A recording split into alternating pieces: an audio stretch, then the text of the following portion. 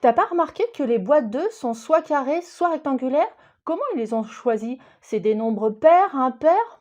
T'as une idée? Pour un côté pratique, que ce soit au niveau du transport, du comptage ou encore de la fabrication, les industriels utilisent en effet des boîtes d'emballage de forme carrée ou rectangulaire. Ce n'est pas une question de mettre des œufs en nombre pair ou impair, puisqu'il existe dans le commerce des boîtes aussi bien de 6 ou de 9 œufs.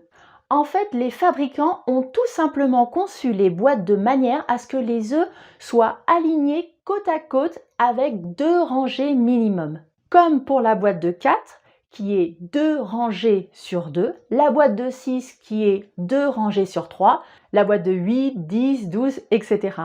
Mais ils ont aussi remarqué qu'ils pouvaient faire des rangées de 3, comme avec la boîte de 9, 12 ou 15. Ok, ils ne pouvaient pas faire des boîtes de 2, 3 ou 5?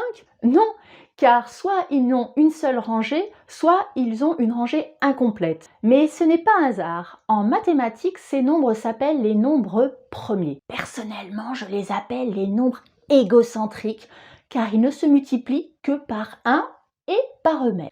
Ils sont nombreux, mais si tu connais les 6 premiers, cela te sera utile. Donc je te présente les nombres égocentriques, narcissiques.